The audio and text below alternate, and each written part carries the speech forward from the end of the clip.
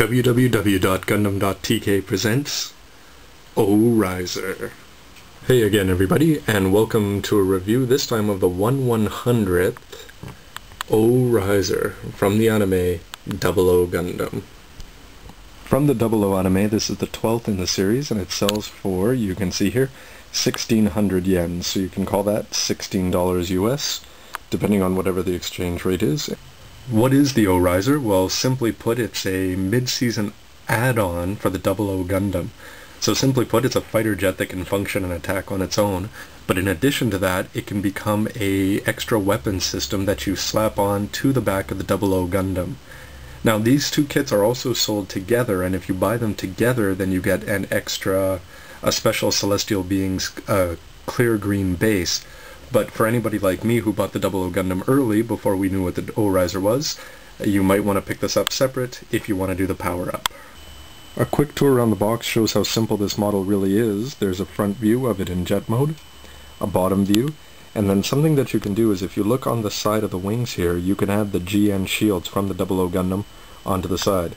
And the pilot of the O-Riser is Saji Crossroad, loved by many and, well, hated by the rest. Here's the unpainted O-Riser sitting on a Celestial Being action base, and this is sold separately, and it shows that you get the attachment piece for it. Here's the side binders. Very simply, you can fold the wings in a little bit, make it look a little more aerodynamic. Not a lot of action to go with these gimmicks, but the back can fold under and you'll use that for the transformation. But where this really pays off is that you attach it to the Double O Gundam to make the O-Riser. This is a very simple kit, so when you crack the box open, you're going to find that they give you a few gray stickers that you can add on, a very thin instruction manual, and as far as plates go, the A plate has white, blue, gray, and a nice touch, clear orange, so the cockpit is actually transparent orange. You don't have to get clear paints like you do with a lot of the other Double O kits. You're also going to get a set of polycaps, 2 white sprues, and a blue sprue. So only 4 plates, so this should be pretty simple to build. The manual itself has a pretty nice cover shot of the O-Riser, and it's actually of the fold-out variety. And the first thing that I noticed about this is that all of the parts of this are a lot of line art, poses, and story information, which basically means that this is a very simple kit. When you look at the back, you can see some directions, a parts list, and how to put it together. Everything is very easy. Bandai keeps getting better and better with their manuals. You'll have no problem putting this together. When you put it all together, usually I like to look at the parts individually, but really there's only 3 parts. You get the main fuselage and then 2 wings that slap onto either side. As for the wings themselves, where you get mobility is this moves at the end.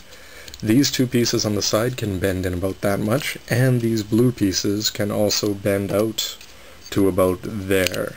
Nothing moves down here. I added some gray lining, as you might be able to see.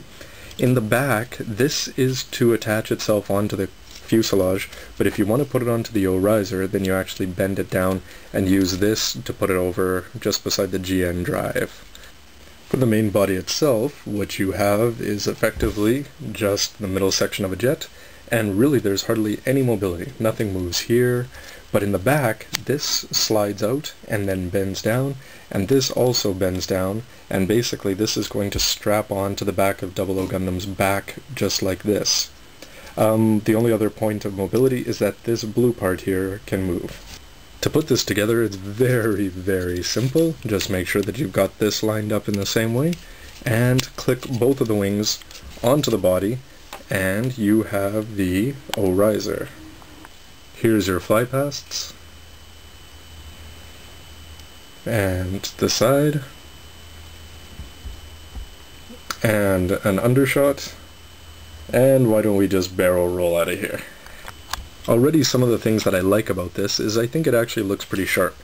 It's pleasing to the eye, you can move these in and out, sort of TIE Fighter-ish, make it look as cool as you want. But for me what really stands out is the orange cockpit. The fact that they made that in clear parts, consistent, and you don't have to paint it yourself is a real plus for me. Also, I can't stress enough, buy yourself a set of Gundam lining markers. The gray goes really well with the white here. Pretty sharp. Let's see it on the action base. On the bottom of the O-riser you can see a small hole there, and what it does is it comes with a white panel that you can hide that with, but in this case we're going to use this special attachment, plug this in, and then put it onto the 1/100th action base.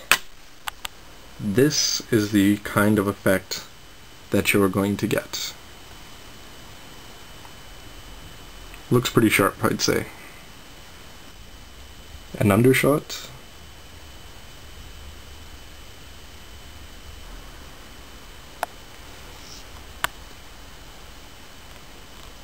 One last thing is that if you take a look at the side here, I never was a big fan of the GN shield for the 00 Gundam and don't put it on very often, but you can plug this into the side and then it'll be out of your way, and it makes the O-riser look a little more weaponized than it would otherwise.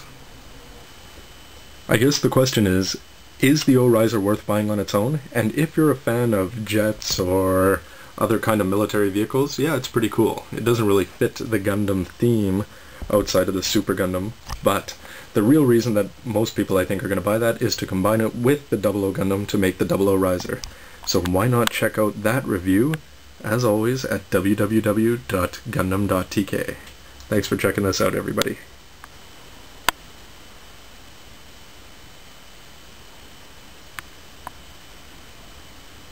And for no reason at all, you can just imagine the first Gundam saying, "Hey man, I didn't need any super mid-season upgrade," to which the 00 Gundam would say, if he's watched his old anime, "Hey, what about the G-Fighter? That just came out in Master Grade."